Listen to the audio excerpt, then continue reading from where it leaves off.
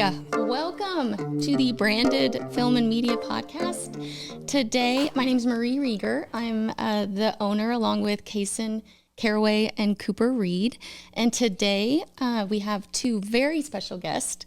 We have Miss Sally Rodgers, who is, I don't want to miss anything, the Director of Communication and Public Relations, so important to Decatur ISD, and the lovely Miss Beverly Ross. And it's going to take me a while to read all these. I did not write all those.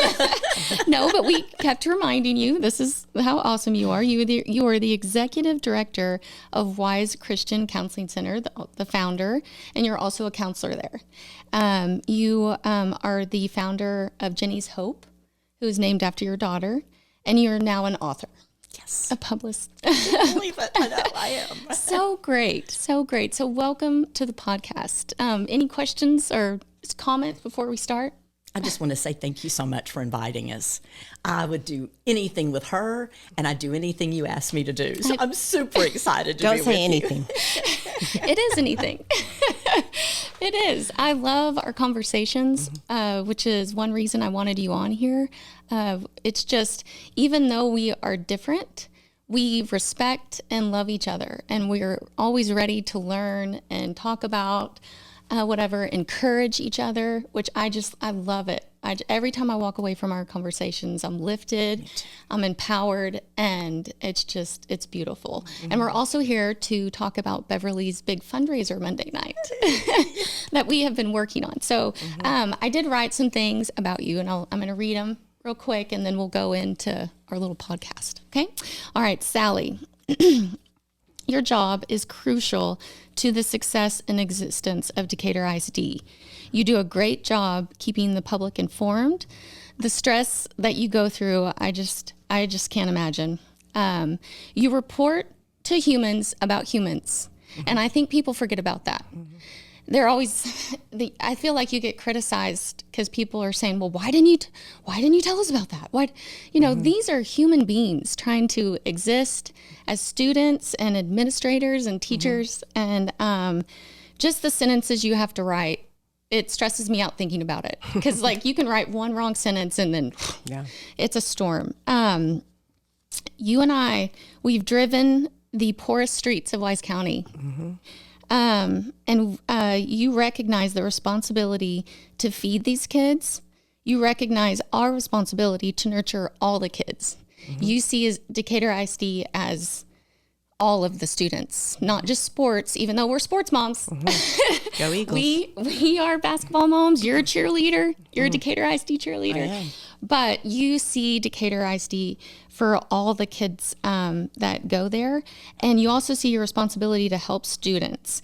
If they need Beverly's assistance or center or any of the resources that are in Decatur, you help them find it. You make sure the counselors know, the teachers know, and it's beautiful. Wow. Will you speak at my funeral? No, because I couldn't speak. No, thank you, Marie. I just want to say thank you for all those kind words. And I also want to say that it is absolutely true that I care about every student in our school district. And we had the honor and the privilege during the pandemic last spring to travel roads throughout Wise County. Really wasn't part of my job, but several administrators and teachers and staff members hopped on buses and delivered meals to the far reaches of Wise County. And we really got a great idea of what is in Wise County and the kids that are out there. And it is eye-opening. And it really has made me more aware of what my role really is. It's not just to be the spokesperson for the school district, but it's to represent everybody's voice. Right. And I really try to do that. I take that very, very seriously. And that is a great segue into Beverly, because we have things that do happen in the school district, and having a relationship with her in Wise County Christian Counseling and Jenny's Hope. We do have tragedies every day in the district. Kids deal with small and big things, but we've had deaths in families this past year, as I'm sure we'll talk about later. And we've had a fire that was devastating to the community, and a family lost family members. They're DISD, and they're part of our DISD family. And to have a resource like Beverly and her team to go to and to talk to and have them be there just, in an instant was really beautiful to watch. And also the way she worked with our first responders who were at the fire that day. That was back in December.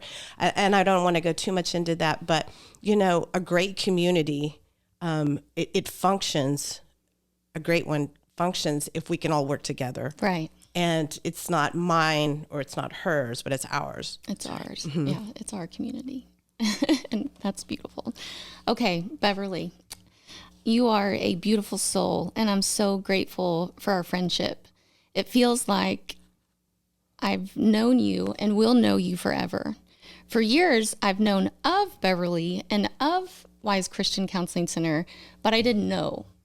And I'm sorry for that. Like, I wish, if anything, I could time travel, because the way that you help this community, I wish I could have helped you spread the word, but now we're here, and I'm so grateful for that. I didn't know Jenny's Hope. I didn't know Jenny's Hope was named after your daughter. I didn't know she had recently passed away, even though, it's been a couple years. It's still so recent. Your center is available to anyone. I didn't know that.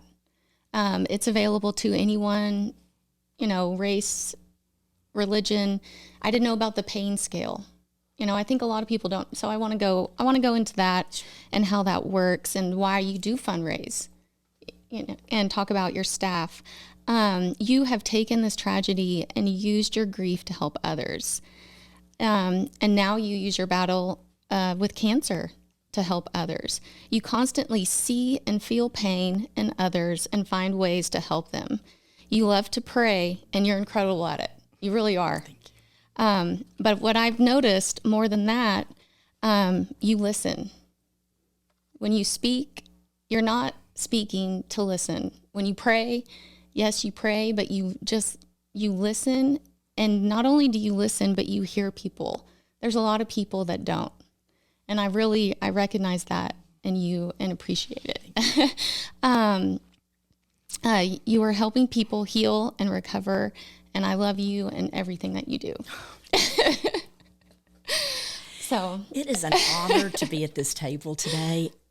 The love, the connection that we felt was instantaneous and so deep, just so deep. I wished I had words to explain it. And I wish I could tell other people what it felt like, but it's too sacred for words. I call it sacred space. It's swimming in sacred space, because there's just no words to describe it. I have walked a lot of pain. I've walked some deep things. But I knew if I had to walk this path, and I didn't have a choice about it, I didn't have a choice about Jenny's death, and I didn't have a choice about my own cancer battle. But if I have to walk this, I want to invite other people with me. I want to do it beside other people who are on the journey and other people who just want to be beside me. I don't want to do it alone. And I want to do it in a way that matters. I want to add purpose to it. I don't want to do it and it's just void. I don't want it to be empty. I do not believe that, I don't believe that God killed Jenny. I don't believe God took her. I don't believe our religious cliches about death. I believe bad things happen in a fallen world. We live in a fallen world, the power of darkness or whatever, just because of our fallenness. I don't know if it was the power of darkness. I do know he played with me after her death. I had to make some big choices about faith and how I was going to walk it out. I don't believe that, like with Jenny's Hope, a grief center, we offer free grief services for children, their parents, and families. Whoever's raising them. We've got children raised by distant relatives because all of the people close to them, their mom, their dad, aunt, uncle, or whatever, are all gone. We have people raised by great-grandparents because of death. I don't believe that Jenny died so Wise County could have its first grief center. But what I do believe is that since Jenny died, Wise County can have its first grief center. And that's a huge switch to me. I don't believe that was a purpose for her death, but I believe it was a purpose found in her death, that we can do that. Because I can look at people and say, me too, me too. And what I've learned in the cancer journey, this is the first time I've said this publicly. I've said it to 2 people this last week. It's a different kind of grief. And that now I'm walking with people and I don't believe this is me right now. I don't have active cancer right now. I have a scan again on Tuesday to verify that. I don't have active cancer, but now I'm walking with people who know they are about to die. Wow. And that's a totally different grief when those in our grief circle. I mean, I do breast cancer groups now. I have a mastectomy group, and one of us died within a month after being in our group. Wow. And there's just some hard things, but we are in this together. I mean, we still respond together. We still touch base together. We talk about our scans. We talk about our fears. We talk about the anxiety that's found. And it's probably not going away for us as long as our feet walk on dirt. Mm-hmm. We're going to have scans, and those are real, that you go, is it back? Oh, yeah, I felt this pain yesterday. Is it back? And you know, we just have to hold space with that and figure out, is my life still going to have joy and peace, even if? So, wow. Man, thank you beautiful. so much. And that's not only are you really good at prayer, but you're excellent at putting things into action. So you recognize that there's other people going through this. So you just facilitated, oh, well, I have the ability to do this. I'm going to put groups together, and I'm going to help people through this journey. And that's great. And it's a blessing that came out of the pandemic that I didn't anticipate. I've never been on Zoom so much. I think that's all of us. But Zoom can still work when we had people from 4 or 5 different states that have joined our breast cancer groups, our mastectomy groups. You know, just people, I have a friend in Oklahoma, or I have a friend in Louisiana. There's a girl in Florida. And we meet on Zoom. I've never met these women, or a couple of them I have, but I don't know all these women. Mm-hmm. We just meet and talk on Zoom. And I don't know that I would have thought of that had it not been the pandemic and I was so familiar with Zoom. Okay. But it's just amazing the way it's all worked out. Yeah. And it's not just Wise Christian Counseling Center. You help so many people outside of Wise County. Yes. I mean, even before Zoom, you were. And now even more, you know. You know, now might be a great time to talk about that, about our name. Yeah. Because people ask me, you know, we get calls, do you just work with people in Wise County? No. Wise County is in our title because it's where we are.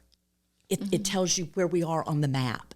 We work with people everywhere. I mean, my license is only for the state of Texas. But when I'm doing a group like that, I'm doing it as a woman who is a counselor, not as a counselor who is a woman. You know, I'm doing it as somebody in the breast cancer journey myself. Mm-hmm. I'm doing it to invite you to be my friends. We don't charge for those groups. I'm not doing it.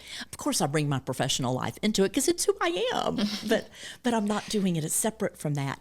So one day, it was probably 8 o'clock one morning last May, I put something on social media. Hey, I'm going to do a group today, 9 o'clock, seniors in high school. Who wants to join me? We had like 50 people from probably 5 different states join us, seniors in high school, went, this is so hard. We didn't get our prom, and we didn't get to do this, and we didn't get to do this. And we just shared and talked about it. There were lots of tears. And when it was over, we all went, oh, me too. That's what it was like. It's what it's like in Texas. It's what it's like in Colorado. But youth pastors saw my stuff at 8 o'clock. I'm friends with a lot of youth pastors. Mm-hmm. I've been involved with them across America. And so they saw the post and they put it out to their kids. So it's much bigger than Wise County. Mm-hmm. When we hear a tragedy or a death, people know about Jenny's death. It was very public. She had a misdiagnosis. She was diagnosed with the flu. It was epidemic in 2010. That's when she died. But really, she had group A strep, but she didn't get an antibiotic. So 3 days later, she was septic. I mean, like serious septic. And she was put in Baylor Grapevine on February 4th, legs amputated February 17th, seizure started February 20th. And on February 22nd, we stood around her bed and told her goodbye. And we left to go tell her daughter, a 9-year-old little girl, that her mommy was gone. And thus began a new journey. Nothing in my life was the same after that. So, of course, I worked with people outside of Wise County as people were hearing and wanting to know, my daughter was sick too, or my daughter died, or I have a friend who. And people were traveling in and staying at area hotels to be with a woman in grief, to walk with us. And then it's Wise County Christian Counseling. Mm-hmm. People ask us that all the time. Do you only work with Christians? No. Again, that's who we are. Mm-hmm. We have 17 counselors that are on staff with us. And that's 17. Can we? Yes. I mean, that's amazing. Yes. You have 17 professional counselors on staff. Yes. And they are the most amazing gifted, compassionate counselors I've ever had the journey to know. I mean, they're just an incredible group of people that I can't believe I get to hang out with. Highly gifted. Yes. And educated. Like you say, very. I don't know what top of the line or the Yes. latest, Yes. but one thing I loved hearing you say is you want the same type of resources in your center as they have in Southlake, as they Yes. have at UT Southwestern. Totally. And like, Yeah. and Devin McCain is the coordinator for Jenny's Hope, and we go to a grief symposium every summer. This year it'll be online, but we're going. We want our kids to have the same thing at our grief center here in Wise County as they do in the biggest grief center in America, which is in Portland, Oregon, or a lovely one, Bo's Place in Houston, Texas. Our kids have the same workbooks, the same opportunities, the same games, yes, the same activities.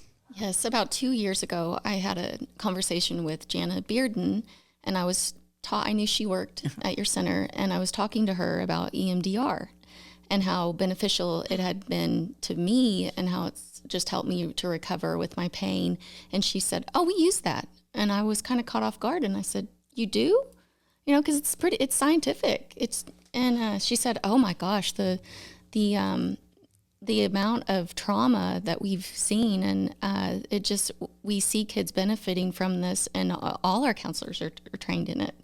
And that's when I switched. I was like, "Oh, wow, I think that's great." Yeah, definitely. 2019, I paid for all of our counselors to be trained in it. We've added a few.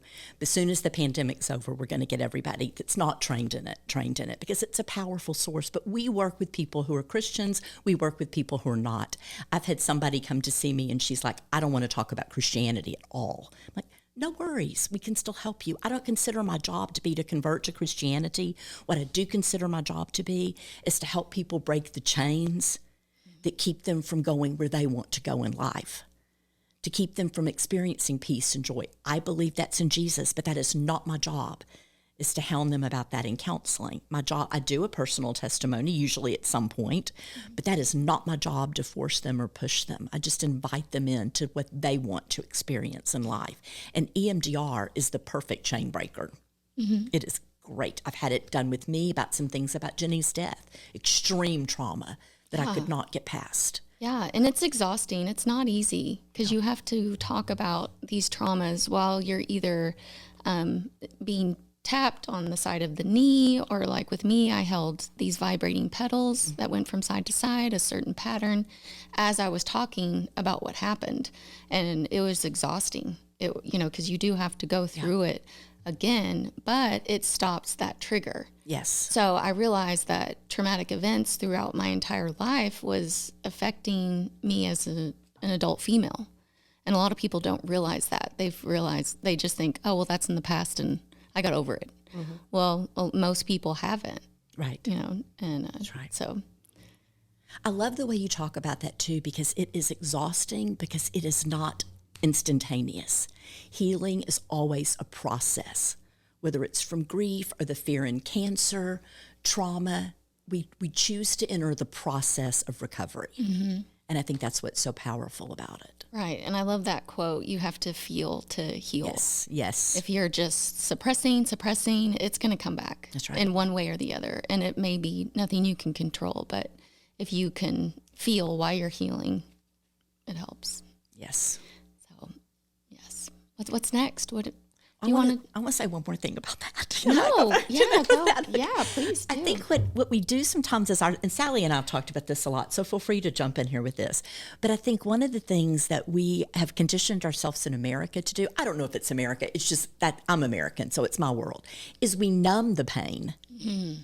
And so we don't allow ourselves to feel, but we think we are because we're aware of the pain. But what we're doing is keeping it stormed up in our gut. And so we numb, and things to numb with don't even have to be bad things. Mm-mm.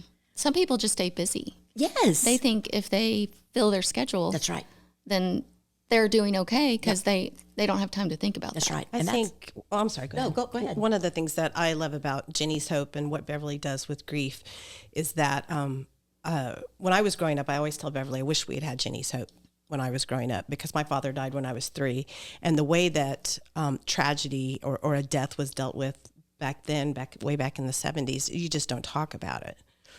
And if you don't talk about it, then it doesn't hurt. Well, that's absolutely, as we know, not true. And it's a wound that stays open. And personally, I can say this, your entire life. I mean, it was in my 30s when I finally started to deal with that, the death of my father. And although I didn't really know my father, it's that hole. But anyway, I'm so proud that we have Jenny's Hope here in Wise County, and the people you have working there that are volunteers that have gone through grief as children.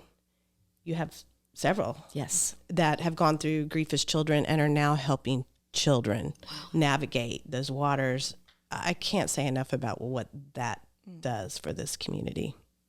Yeah, it's a really powerful thing to bear witness to watch those children and parents the first night, or whoever, guardians, come in the first night so tentative and afraid, and then to watch them by the end loving on each other, hugging, being with their facilitators. When you walk those deep waters, even with children, and laughter. Grief doesn't always have to be with tears. I mean, there's a lot of laughter that goes on in those rooms. You can hear it when you walk the halls. We laugh in the adult group a lot, just as we remember, as we're thinking, as we're talking about our children.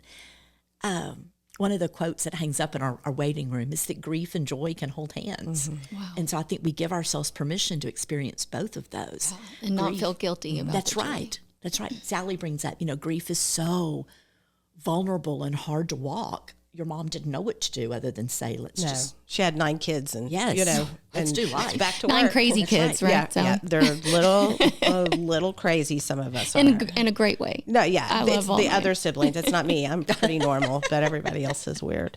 But yeah, she didn't know what to do, and it's I love my mother to death. She just turned 90 this past year, and she is wonderful. But I think it's still something that we all kind of struggle with, just talking openly about our feelings. It's not something you do in a lot of families, and we all love each other like crazy, but I think it's difficult. So to have that mechanism, I can't imagine. If you haven't been to Jenny's Hope, by the way, go over there. Have you been in and you've seen the rooms, no, the we've way been they're recording. painted? And my good friend, I want to kick out a shout to Dee Dee Dysenko and my other good friend Susan Parks, who were instrumental in just making that such a friendly, warm, kind of fun environment.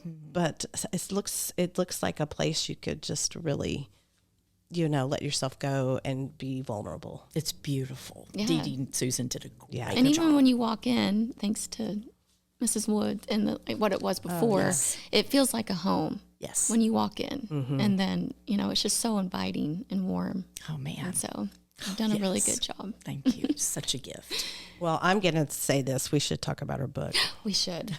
The book Sacred Hope: A Mother and Son Learn to Carry Grief. Scarred Hope. Oh, goodness. Sacred Hope is a real thing, but Scarred Hope is the book. Yeah. And somebody says, oh my gosh, I'm so sorry. Well, no, when I was writing the book, I kept writing Scared Hope. And I thought, well, that's pretty accurate And too, to because I me- was really scared. So. All of those are minus the inability to read.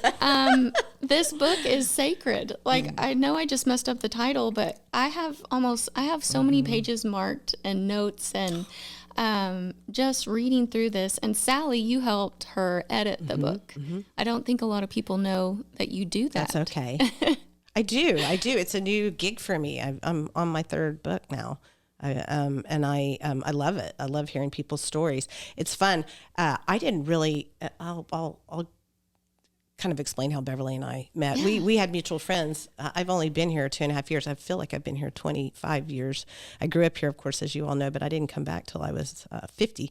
So things had changed a little bit in Decatur, but I had kept hearing about Beverly Ross. And I met her at a Christmas party.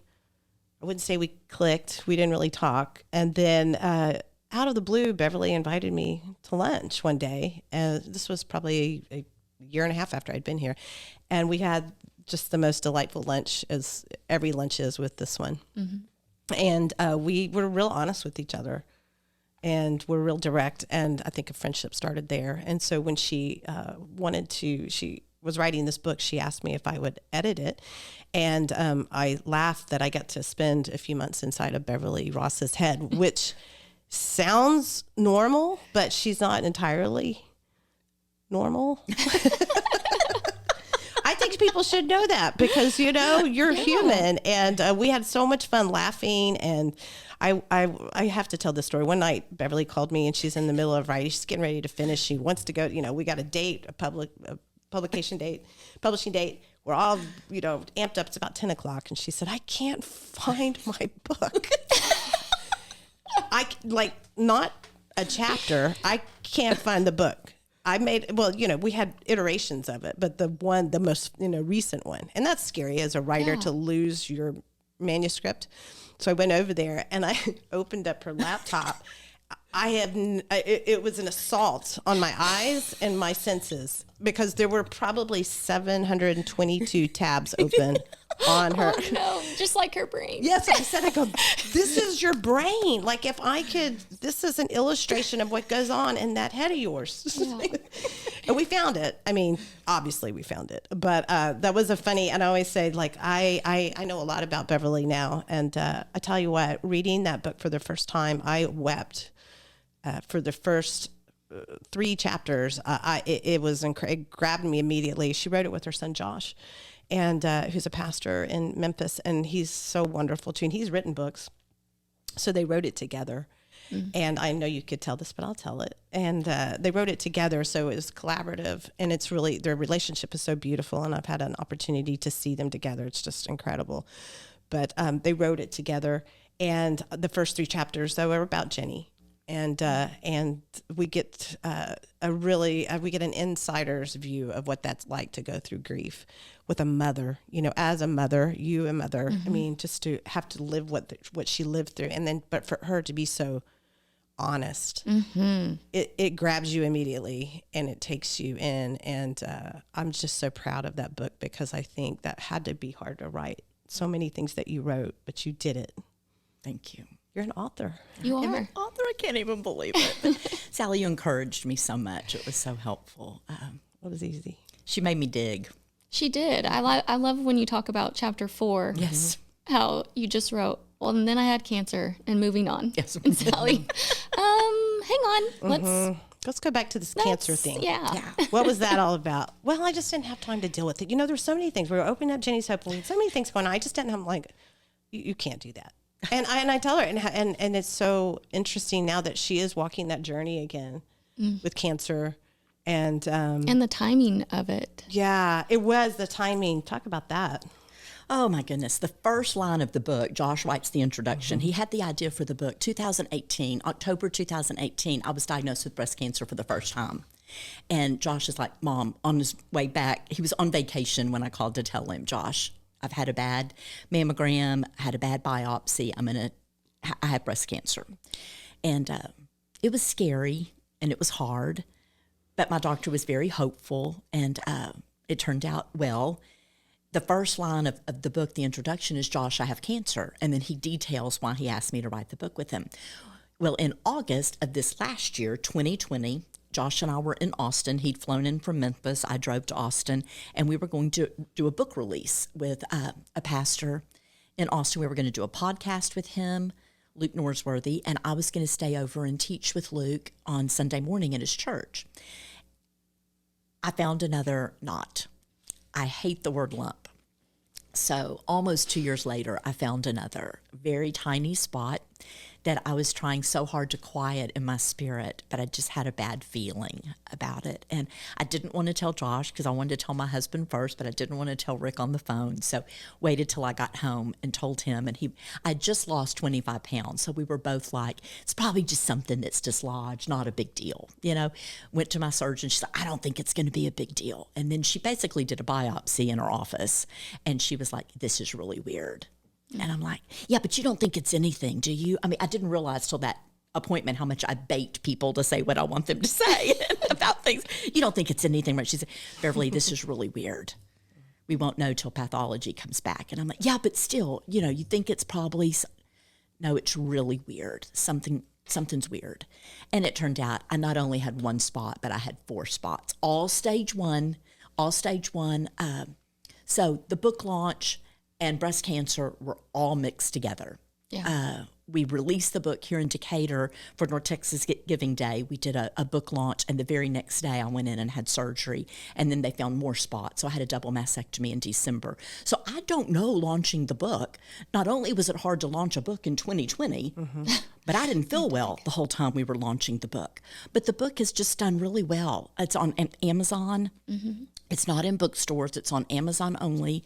And it has done really, really well. We've sold over 3,000 copies. Wow. And it's just kind of, in fact, one friend sent me a picture the other day. I think it may have been Dee Dee's sister, sent me a picture of one of her friends that had received 2 books. And she doesn't live here. She lives, I think, out of state. And she'd received 2 books from 2 different friends, 2 Scarred Hopes from 2 different friends that had gotten that. So I don't even know who she is. But the book has done really well, and now I feel this itch to write a sequel to it, almost Breast Cancer Part 2. Maybe this is an announcement. This is Sacred Hope. Yes, this one will need That may be. One thing that we've done, too, and I think this might be interesting, is I put together, because I found myself with my breast cancer group, but then also other people going through grief. I was emailing verses constantly. I keep index cards like when I had my PET scan, because my mind did crazy things with me after the diagnosis, and we kept finding more spots. I just had my gallbladder out, and I was still uncomfortable from that, adjusting to that. I had that out July 29th and then found the spots in August. I became convinced I had cancer from my neck to my knees, basically. I felt uncomfortable. I felt pain, and I thought the PET scan is going to show it's everywhere, and I don't have long to live. I mean, that was just, I was getting ready for that. And so I put together verses that I held with me when I did the PET scan, and they were going to see where else cancer could be. The man said, "Would you like for me to turn the light?" No, don't turn the light out. I want to read my verses. So I had a stack of index cards, just loose index cards with verses that meant a lot to me on them.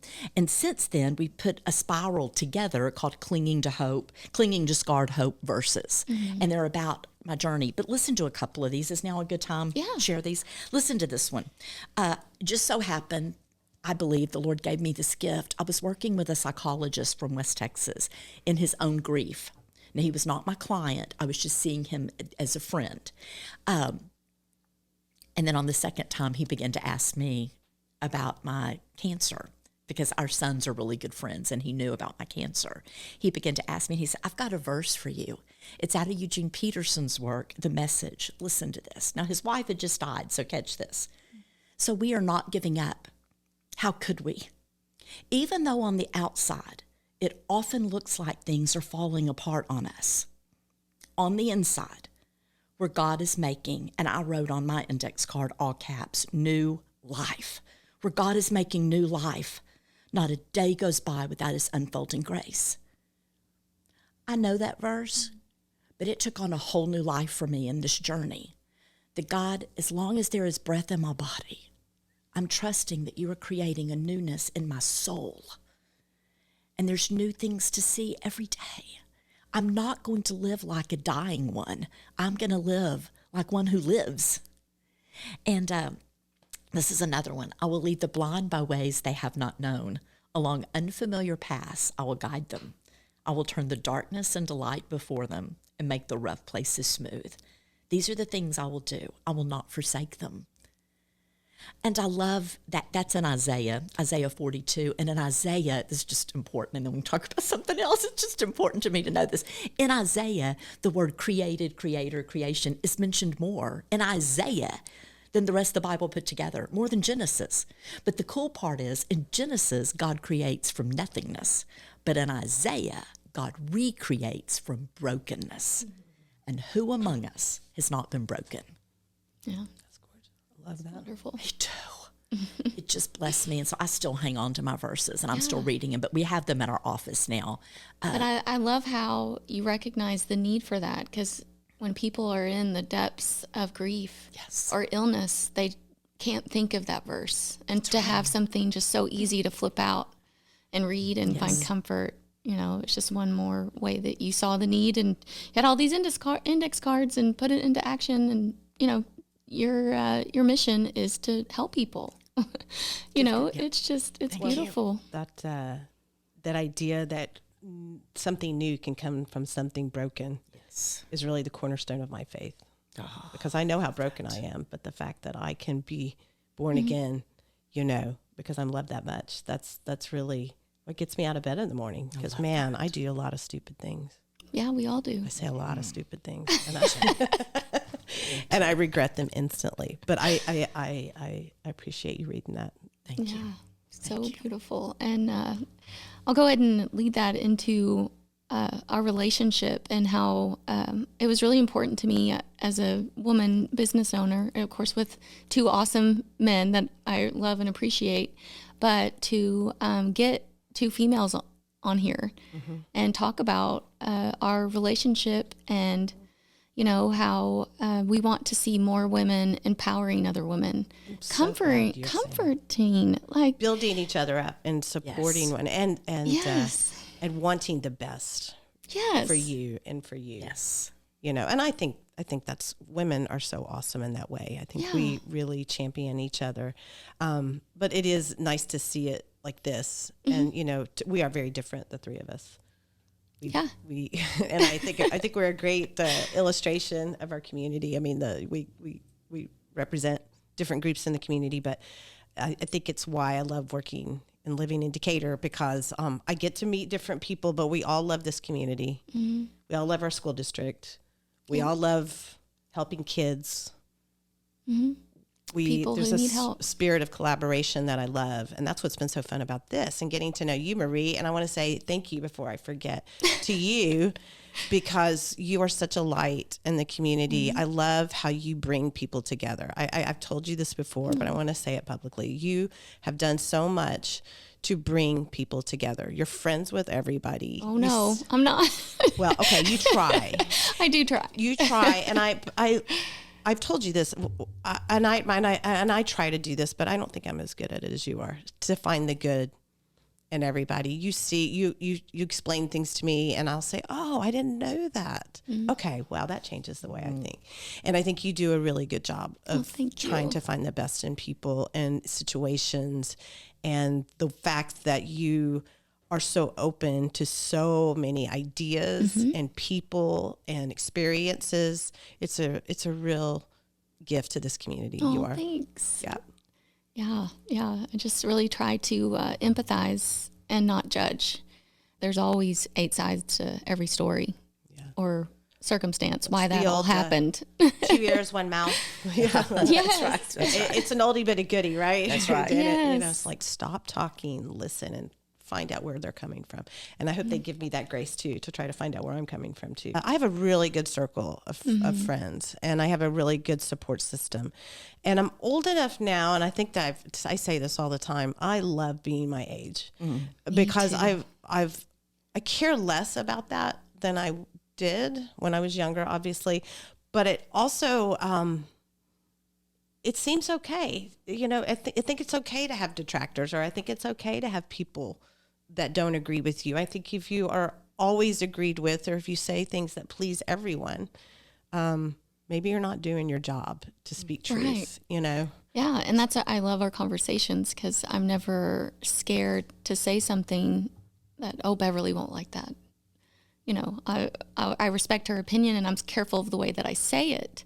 But it's a true relationship, because I am never scared of what I need to say, which is, that's a true friendship right there. Because if you're constantly agreeing with each other, you're not being honest, and you're not learning. That's right. You're not enhancing that relationship. I think that's so true. You should be able to agree and then go out and have lunch after, or disagree and then go out and have lunch afterward. And I fear sometimes that's a problem, not just in Decatur, I think everywhere. Like, if we disagree on something, then we can't be friends.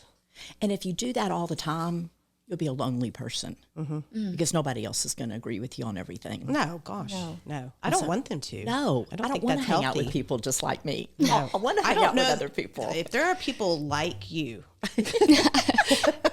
Yes, we need you to call in. The number is... Yeah, call Branded Media right now. We'd like to meet more of them. No, but I also hope this facilitates other women supporting each other, coming on here to talk about your journey, talk about how you can help people, because you are just the perfect example of, terrible things happening, and you turn it into ways, to improve the community.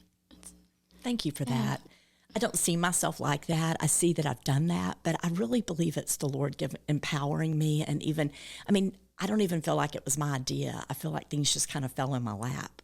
I came to Decatur pretty resistant and had somebody offer to underwrite me if I would come here. And so I said yes, wondering if I could make a go of it. And we're celebrating right now our 15th anniversary, birthday, whatever it is here. And so I think it's beautiful. And one thing that I really try to stay out of with the woman thing is the competitive spirit. I think young children in elementary school, you don't have to be very old before you begin to be competitive. Somebody walks by your desk and says, "Oh, that's a house? Are you kidding?" And we're like, "I thought it was a beautiful house," So I learned very young, I can draw a great sun and a great tree. I'm not so good on houses, but all my suns look just alike and all my trees look just alike. But I love my sun and my trees. But I guess my point is, competition like this, now I'm all over sports. That's not what I'm talking. Maybe I'm talking more about comparison.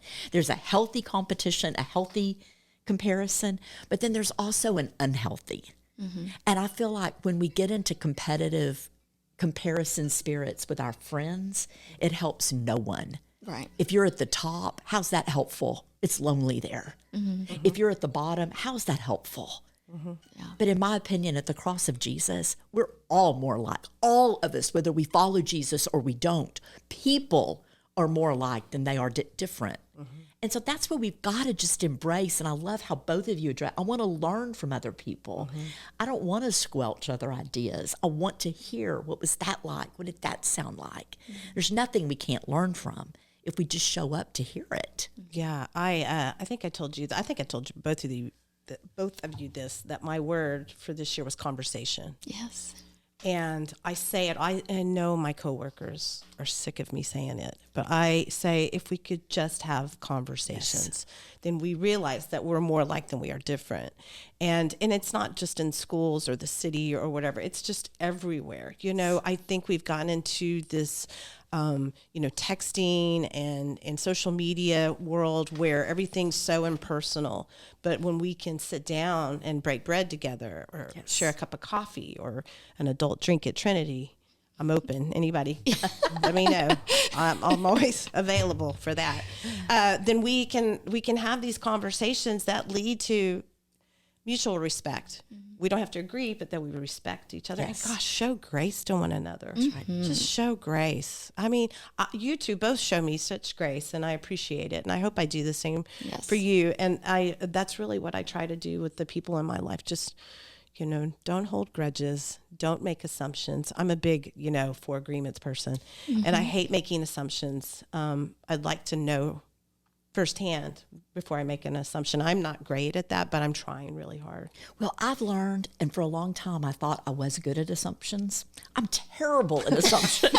Most people are. Absolutely. When you check in on, yesterday I was with a couple in marriage counseling, and I'm like, do you really think your partner wakes up in the morning going, let's see how I can hurt her today? And she's like, no, I don't think that. But you're acting like that. You're assuming bad instead of assuming good. Mm-hmm. He loves you. Right. And she's like, I do know. And I said, go into the relationship with that assumption. Mm-hmm. When we just learn to assume good, it's so freeing, but it's risky. Oh, so risky. We assume Makes you bad. Vulnerable. Yes. Yeah. We assume bad so we can stay protected. But it's a lonely. Protected is behind a brick wall. Mm. Yeah. It's not the way we're made to live. No, and I've learned if I create that space for love and empathy, it's filled with love and empathy. That's right. But if I'm constantly fear and anger, then that's what I'm going to attract. Yeah. Or just be alone and angry and sad. Yes. That's no way to live. Yeah. No, the more I learn to use my intuition and just focus on love, the better my life is becoming. Yeah. I just want more of that. Okay, let's talk about Monday night. Mm-hmm. First of all, thank you so much for asking me to help you with the planning. I was really caught off guard, and I was like, "She wants me, Sally? Are you sure she wants me?" I may have mentioned you. I was so honored because I think so much of you, and I said, you have to meet Marie. You have to, and she knew of you. That. Oh yeah, sure. But I said because you guys will get along so well, and I knew that your history with therapy and the positive things that you have said about how it's helped you, and I thought, and this one is so fun. Yeah. To be around, and you're fun, and I'm like, and I want to be in on the fun. So how can I get them together? I know. So Gosh, I'm so grateful. And so we've been putting together this fundraiser Monday night, and it's been beautiful to see it all come together. And do you want to talk about it? Oh, of course I want to talk about it. Tell me Does you want to talk about it? Let's talk about Monday. I am so excited to see how it's going to work, and I'm curious to see how it's going to work. Last year, our fundraiser was planned for March 24th, which Judge Clark had ruled, I guess you call it a ruling, that our community was going to shut down at midnight on March 24th. And so we knew number one, could not invite a whole bunch of people, 350 people into a room together. And number two, I could not, this is truth, I could not ask people for money. Right. Because of the uncertainty of when we shut down, what was that going to be like? What was it going to feel like? Am I still going to have a job? I don't mean me, but other people. And well, yeah, I guess me. What was it going to look like to do counseling? We'd never done telehealth before. We didn't know what that was going to be like. And so I did an online fundraiser. Grace Fellowship invited us in and let me use their lead pastor now. He was associate at the time, but he ran a camera. I mean, we had people on cameras. We had people there responding. One person was in the audience, and it was my husband. And so it was an empty room, but we did a fundraiser, sort of. We did a night of encouragement. I think that's what I ended up calling it, a night of hope, because we didn't ask for money. But we got plenty. The Lord just encourage people's hearts to donate to us, and we did not skip a beat. Our counselors learned telehealth immediately. It was all hands on deck. We did not have to turn one person away. I mean, everybody just started functioning. All cylinders. It was even our play therapists. They've even learned to do EMDR, which I don't even get how it works like that, but it does. It just works. And so Monday, we are going to do a Facebook Live event. Yes. And we're calling it a birthday bash, a celebration. We're really excited about it. 7:30, hopefully 8:30 will be done. We've got videos we want to show. Our counselors are doing a video. We want you to meet them. And then we've got one client video that you're going to want to see. Yeah. And a big announcement. And a big announcement at the end. Yes. And also let's talk about why you need to raise money. Because that's why people need to know, this isn't just something that is going into your pocket or, why do you need to raise? This is our, I am licensed by the state of Texas, as all my counselors are. I don't mean my counselors, as all our counselors are, to be licensed professional counselors. It is our licensure. We have to maintain credentialing every 2 years. We have to have classes, stay on top of our game. But I knew that I did not want to be in private practice, which is what I'm licensed to be. I want to help people, whether they have the resources, financial resources to pay or they don't. So we do a sliding scale. What that means is our clients slide the scale, not us. There's some people that do a sliding scale will tell you how you bring proof of income and they tell you how much to pay. That's not what we do. We have a suggested fee at Wise County Christian Counseling, and it's for every $10,000 your household brings home a year, we ask for $10. Meaning, if your household brings home $50,000 a year, we ask you for $50. We've had a lot of people say, I know we should be able to pay $50, but we can't. We can pay $20. And we go, that's fine. That's great. Because we believe that emotional pain does not know economic boundaries. So true. Emotional pain is for the people on unemployment. Emotional pain is for doctors and attorneys and people in our community that make a lot of money. It does not know a boundary with that. And we want to provide services for everyone. I never even see frequently how much people bring in. I don't look at our counselors' client fees all the time. We just make it work. It just works. But when you take how much it costs us, payroll, rent, our overhead, all these cool things for our children, and then when you take client fees, we typically run a $300. Oh my goodness, is that true? It's true. A $300,000 deficit every year. Wow. But it works. And so we have a fundraiser. We ask people to be generous, not only of their finances, but also we ask people to come volunteer with us at Jenny's Hope, which will be cranking up again face to face. We've even been doing it on Zoom. Devin, our coordinator, learned how to do breakout sessions with that on Zoom. We haven't missed a beat. But we're asking people to donate money, time, be a volunteer, learn, do different things. But right now we're really focused because 2020 was so hard financially for people. We're asking, could you help us financially so we can continue to do what we do? So Monday night, there will be a plea at the very end. But what we're hoping, our goal for the night, is that people will leave informed, because we believe there are some questions about what we do. People will leave informed about why we call ourselves Christians. They will also leave encouraged of heart from our videos to see what's going on in this community, and that they will leave full of hope. When we click off and the Facebook Live is done and the last song is played, we're hoping people will be, our prayer is that people will be full of hope for what this community is doing and the way we pull together.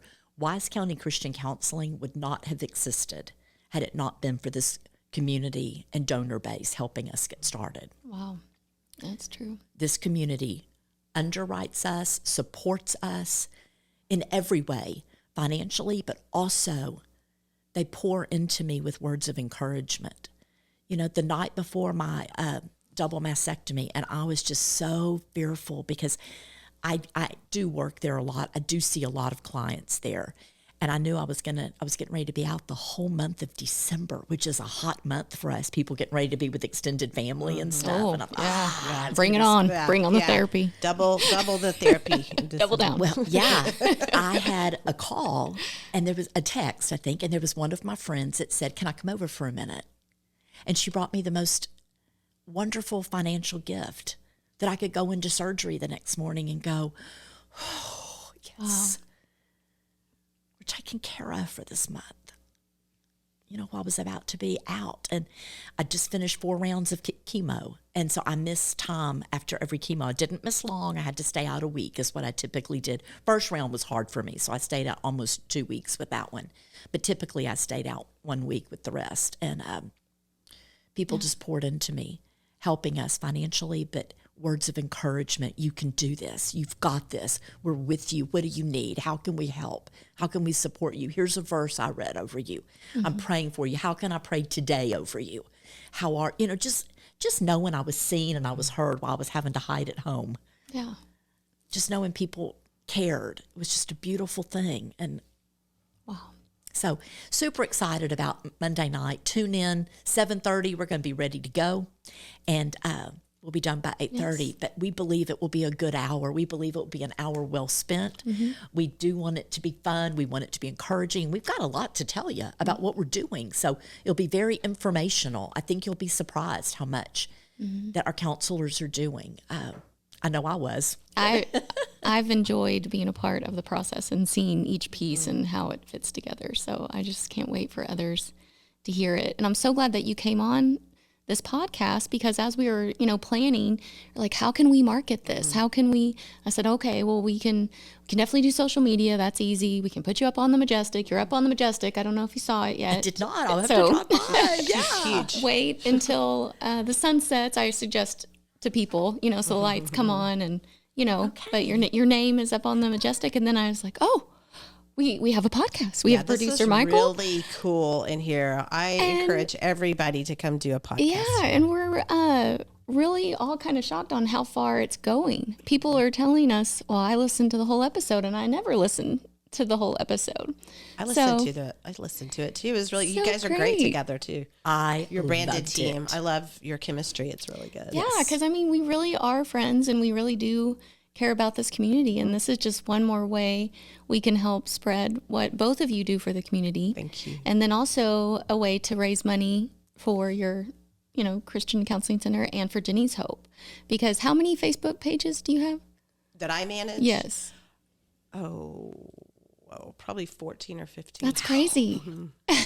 And your personal one is hot. I mean, you're a celebrity pretty much by now. She's a pretty big deal. She is. She has a huge following, you know, so she has her personal, which is pretty much a business because you are your own brand. Yeah. And you have Wise Counseling Christian Center. You're a brand now. And maybe it's branded hope. Yeah, is the next step. Oh, yeah. You know, and Jenny's Hope. So I know we're going to put this on our page. We're going to put it on probably iOffice's page. Different clients that support you and your organization, the Wise Choice Custom Meats, just any of the clients who support. So multiple pages there, you know, in all of yours. So, you know, we also want to encourage people to donate because it really, you're helping improve this community. Oh, thank you so much. In such a huge way. I'm so humbled. Thank you so much. Oh, yeah. So any closing statements, or is there anything we didn't cover that we wanted to cover? Oh, yeah, another hour, you know. Yeah. Now let's do it again. Beverly can smiling all day. I see it. Thank you so much for having us on. So it was great to hang out with both of you. It was really, really fun. Thank you, Marie. Yeah. Yeah. Okay. Well, thank y'all so much for listening, and tune in Monday night, 7:30. 7:30. Multiple pages. Yes. Yes. But the main one will be on Wise Christian Counseling Centers. Yes. Definitely. Thank you. Okay. Thank you, ladies. Thank you, Marie.